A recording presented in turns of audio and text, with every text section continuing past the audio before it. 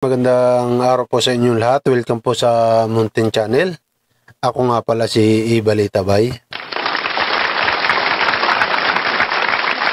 Nakikita nyo po yan mga kababayan. Yan po yung pahayag ni Vice President Sara Duterte sa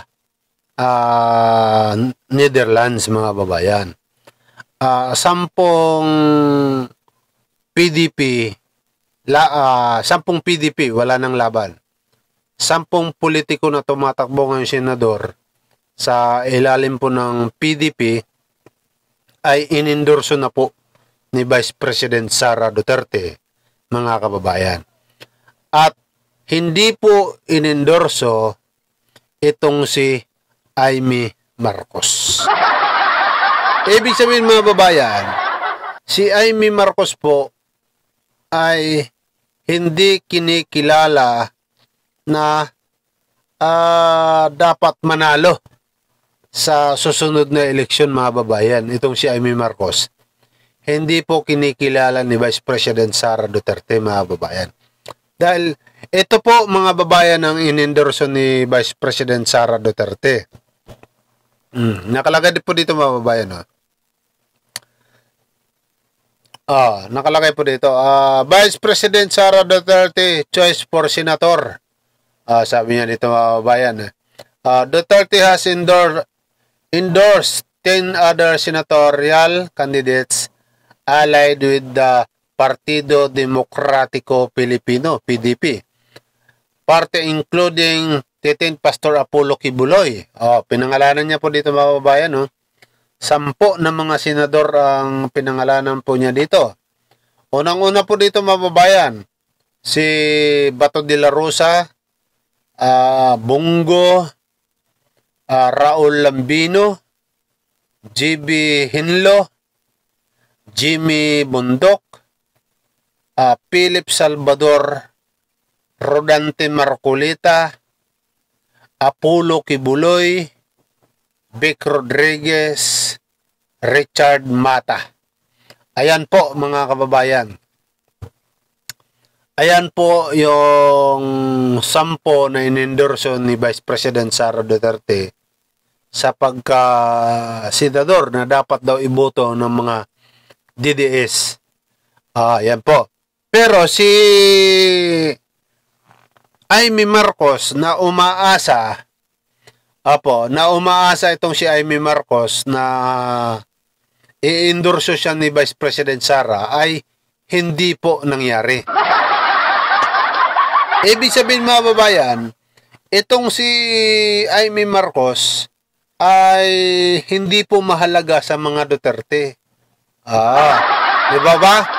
Maliwanag po dito mga babayan na kahit sabihin pa natin independent itong si Amy Marcos at hindi kasapi ito ng PDP. Pero dahil kaibigan sila ni VP Sara, malamang sa malamang dapat kahit papano ay i-endorso niya ito. Bakit? Tingnan nyo naman ang nangyari mga babayan.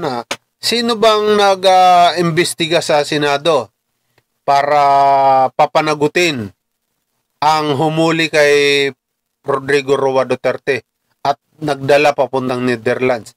Hindi ba si Amy Marcos?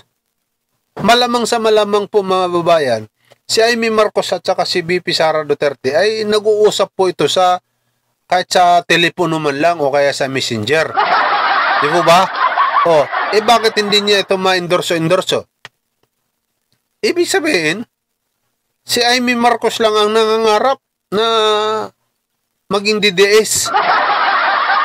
Samantala itong mga DDS ayaw kay Amy Marcos. Kasama na nga dyan mababayan yung mga banateros ayaw kay Amy Marcos. Ngayon naman mababayan, si Vice President Sara hindi rin siya inendorso. Ayaw din kay Marcos mga babayan.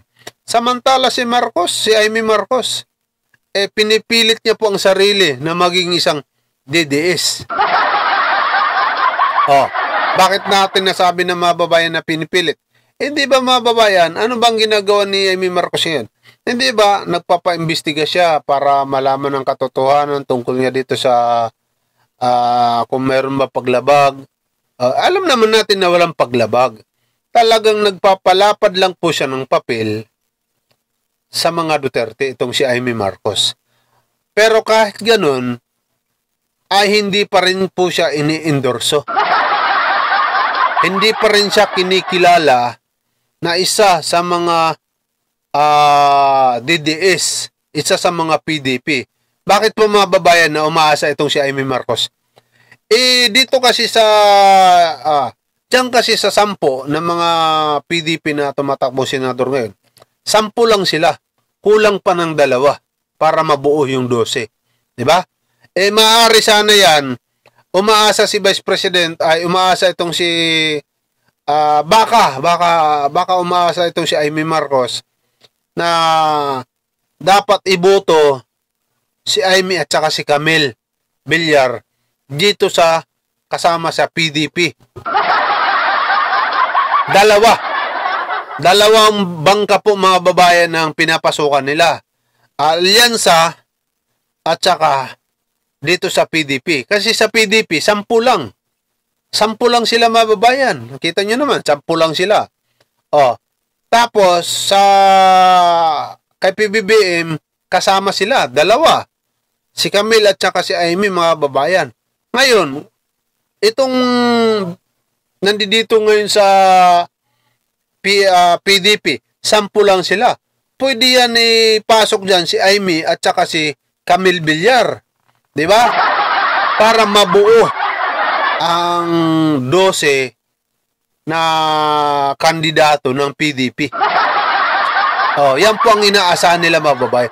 Kahit hindi naman siguro pangalanan dahil sa pamamangka ng 2 ilog ni Camille at saka ni Amy Marcos, maaari mag-isip yung mga DDS na bakit hindi natin kumpletuhin 12?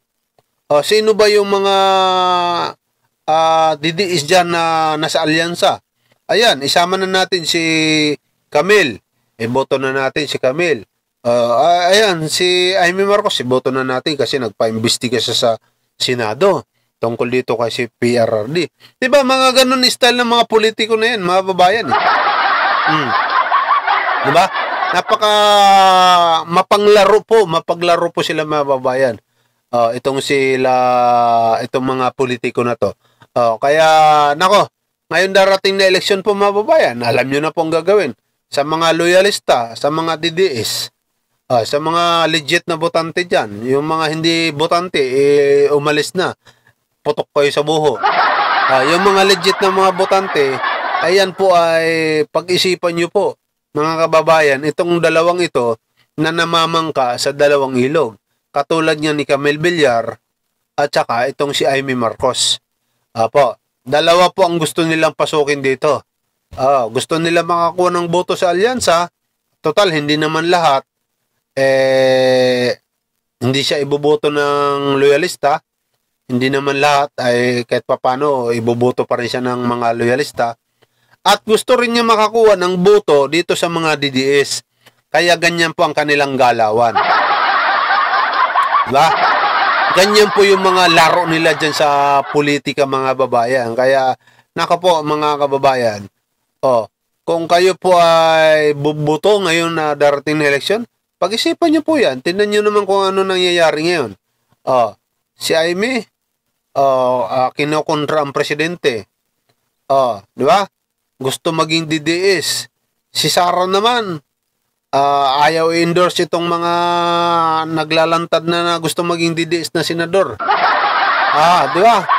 Pero, pwede natin na hindi isipin na baka laro nila ito. Baka sinasadya ito ni VP Sara na wag i-endorse si Amy at saka si Camille Villar or si Pia Cayetano. Sinasadya nila na wag i-endorse para, kunyari, hindi sila magkaibigan. Diba? Kunyari lang yun. Kunyari, mapaglaro po sila mga babayan eh. Kaya, mag-ingat po tayo, mga kababay sa mga ganyang politikong galawan. Okay? Salamat po sa inyong lahat mga kababayan. Salamat sa inyong pagsuporta. Kung hindi ka pa po naka-subscribe, subscribe ka na po. At i-click po ang notification bell para palagi kayong updated sa ating mga video. At syempre, pakalik na rin po ng video natin. At salamat sa inyong lahat. See you next vlog, mga kababayan.